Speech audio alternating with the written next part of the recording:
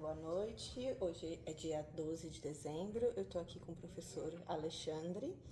e eu sou a professora Érica, responsável pelo projeto de memória na ETEC CEPAM no ano de 2025. Primeiro, agradecer a disponibilidade de tempo do professor Alexandre de participar com a gente dessa entrevista. Professor, por favor, conta pra gente como que conheceu a ETEC CEPAM e como que se tornou professor na escola. Eu estava cursando o curso de Gestão de Políticas Públicas na USP, né? Era um curso que tinha acabado de ser lançado, e verifiquei a divulgação das vagas do chamamento de professores para essa unidade que seria criada. Então, fiquei sabendo da ETEC CEPAM um pouco antes de ela ser criada, quando teve o primeiro chamamento para professores. Como eu já havia tido uma graduação, eu estava formado em bacharelado e licenciatura em Ciências Sociais antes de estar cursando essa segunda graduação em Gestão de Políticas Públicas, então eu me candidatei para a vaga, fiz o processo seletivo todo que foi em outra unidade, a unidade aqui, inclusive o prédio não estava pronto ainda, e me candidatei para me tornar professor, porque eu enxerguei, a minha formação anterior era em Ciências Sociais, eu fui na sequência para a Gestão de Políticas Públicas justamente porque era um desdobramento das Ciências Sociais que eu queria aprofundar, e enxerguei nessa ETEC nova que estava sendo construída e no exercício da docência nesse campo uma possibilidade bem legal de atuação profissional. Eu já tinha sido professor anteriormente, da rede pública também, com a minha formação anterior, mas enxerguei que nesse caso eu poderia aproveitar melhor a minha formação específica em políticas públicas numa ETEC específica com essa temática de serviços públicos, gestão pública. E conta um pouco mais sobre esse início da escola. Você tem histórias que você lembra dessa concepção inicial que te marcaram? O começo todo a gente tinha muito planejamento, porque toda a metodologia que tinha sido pensada inicialmente pela equipe do CEPAM para a escola, e todos os professores que estavam chegando eram bastante qualificados e tinham uma necessidade específica de desenvolver a programação detalhada do curso, aprimorar o currículo, aprimorar o conceito da escola. A escola, naquele momento, era extremamente inovadora, tanto no que diz respeito ao currículo, como no que diz respeito à parceria com o CEPAM, o órgão que estava no local da escola, como também no que diz respeito aos professores, que estavam todos ali com a formação ali bastante recente, seja na atuação no mercado de trabalho, seja na formação das melhores universidades, e que precisavam traduzir esse novo currículo, essa nova proposta, a carga horária prática, que era uma ênfase muito grande, a escola viva. Então, o que é mais marcante para mim no início da escola é o esforço coletivo, comunitário, entre as instituições, o Paula Souza, os professores e os profissionais do CEPAM, de criar algo muito legal, em todas as características possíveis, no formato de trabalho, na disposição predial, nos equipamentos da escola, no currículo e na execução do currículo. Muito legal. E quais são os destaques do curso que era no começo Gestão Pública, depois passou a se chamar Gestão de Políticas Públicas e agora tem o nome de Serviços Públicos, que você faz essa sua trajetória como professor? Como que você vê as mudanças que esse curso e que essa matriz foram sofrendo no decorrer dos anos? Eu acredito que boa parte das mudanças a gente contribui com a reflexão, como docentes, coordenação, unidade escolar, com o departamento específico do Centro Paula Souza que coordena essa revisão. Então, acredito que sempre mudanças são importantes, mas do que eu percebo de destaque lá da primeira versão, nesse momento que ainda estava embrionário, que a gente estava criando escola, era o destaque, que inclusive tem vídeos da época da superintendente destacando isso, sobre metade do currículo ser de carga horária prática aplicada, que naquele momento a gente chamava de jogos públicos, muito influenciado pelos conceitos que embasaram a criação da escola, o jeito de formação da escola na teoria do Carlos Matos. E acho que essa preocupação pedagógica de construir uma escola viva, que é uma escola que pratica aquilo que ela ensina e é ao mesmo tempo um espaço de estudo, de prática, que era muito marcado por essa questão da carga horária, é um ponto muito legal que está lá desde o início e que foi sendo calibrado com outros nomes, com outros tipos de componentes curriculares ao longo dos anos. Né? Então, a transformação do currículo, digamos que ele foi se aproximando de um currículo mais parecido com os demais currículos no sentido da distribuição em outros componentes, né? Não ter um componente tão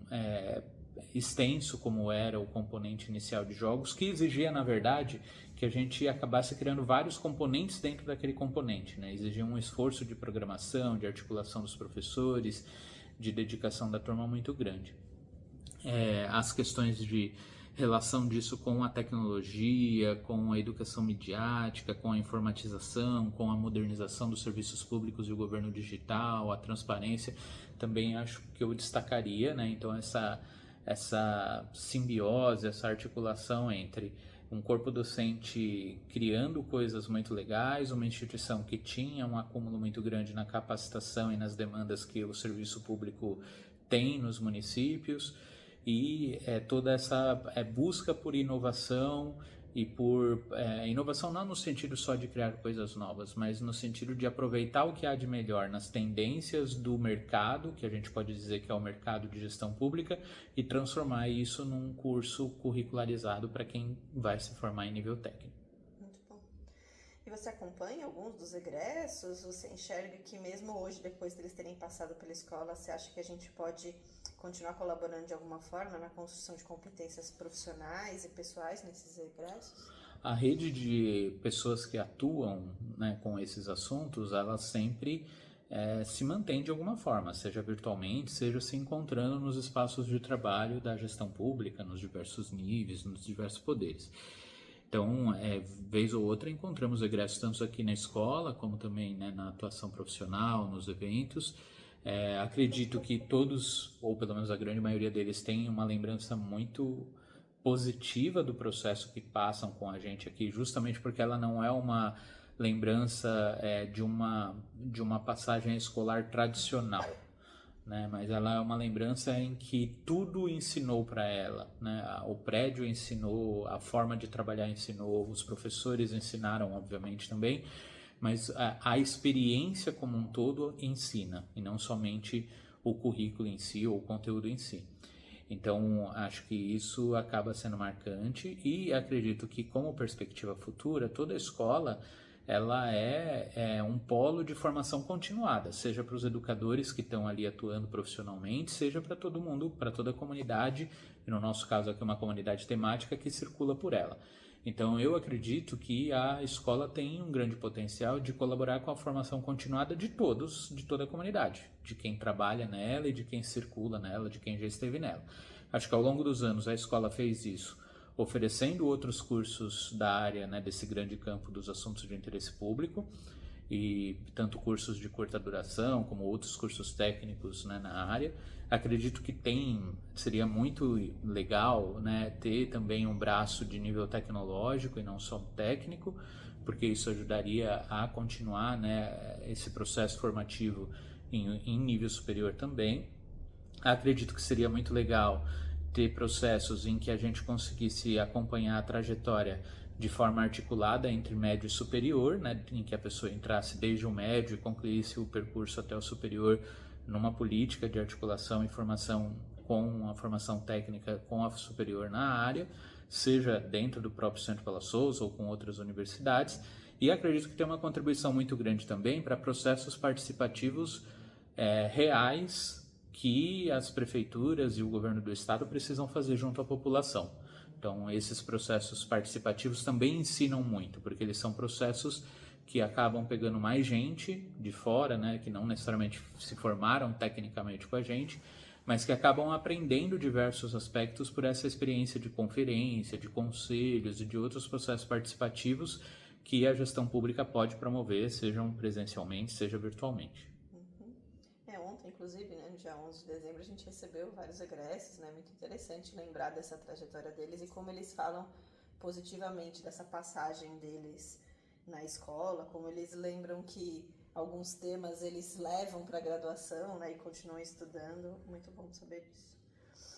E como que você enxerga que esse curso técnico, né, agora serviços públicos, pode colaborar na construção de profissionais e cidadãos para a sociedade que a gente tem hoje e para a sociedade do futuro? Bom, para a sociedade de hoje, acho que principalmente pós-pandemia, com toda a valorização que a gente fez dos profissionais da saúde, da educação, que com todas as limitações impostas pela crise sanitária e pelas políticas públicas, né, daquele momento, conseguiram fazer, dar o suporte necessário para a população, para salvar vidas de pessoas, para que a gente continuasse tendo perspectiva de vida, né? Acho que a partir dali a sociedade brasileira, e talvez mundial, mas vou dizer inicialmente, né, da brasileira, criou uma percepção de que é importante ter profissionais comprometidos, bem qualificados no setor público, para além dos agentes públicos eleitos, né, para além das figuras políticas. O corpo profissionalizado precisa estar muito bem capacitado para dar conta dos desafios emergenciais e estruturais, perenes, que a administração pública tem. Acho que a sensibilidade maior para a profissionalização da gestão pública aumentou nesses anos recentes, e a Itexepan contribui no presente para as pessoas que ou já estão inseridas, né, na gestão pública ou querem se inserir, compreenderem um pouco mais do ponto de vista operacional e prático as ferramentas, as tendências, as boas práticas. E isso é hiper importante, né, para ir mudando a realidade de pouco em pouco, onde essas pessoas estão inseridas. Para o futuro, principalmente para os jovens que estão se formando agora e não necessariamente ainda vislumbram a possibilidade de atuação no setor público como algo mais concreto, a gente costuma dizer que a formação para assuntos de interesse público traz competências e habilidades que são importantes para todas as profissões, para praticamente todas as profissões, porque elas trazem uma dimensão de como contribuir com a sociedade. E, no fundo, toda a profissão é uma contribuição com a sociedade, contribui com um interesse social, espírito coletivo, organiza projetos, organiza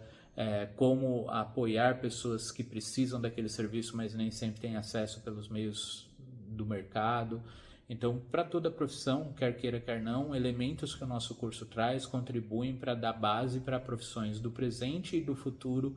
que são muito importantes. E trabalho em equipe, espírito colaborativo, leitura mais crítica e aprofundada das situações, que não seja baseada simplesmente em fórmulas mágicas ou em verdades e paradigmas absolutos, mas que contribuem com um pensamento mais complexo, que é extremamente importante para todo profissional do presente e do futuro. Muito bom. Tem mais algum destaque de memórias, de histórias, de algo que você tenha vivido nesse tempo seu aqui no Itexepan que você queira destacar para esse nosso projeto de memória? Acho que a memória da ETEC, ela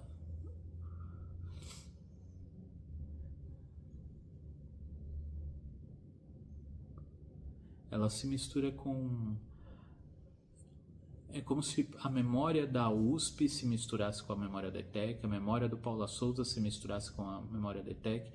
e a memória do esforço do governo do estado de trabalhar suporte à capacitação para municípios se misturasse com a história da ETEC. Então, a mistura dessas memórias é o que conjuga uma memória síntese de uma escola que pretende ser esse espaço de reflexão, debate entre teoria e prática, e aquilo que o Carlos Matos falava sobre ciência e técnica de governo, um lugar que você produz ciência porque produz conhecimento, produz aprofundamento, produz análise, e também produz técnica porque você consegue transformar aquele conhecimento em prática ou sistematizar a prática, né, do conhecimento que já acontece. Então, acho que é uma memória de mistura entre universidade, esforço prático, tradição e contemporaneidade, que vale muito a pena ser mantida, né, na memória de tanta pessoa que passou por aqui.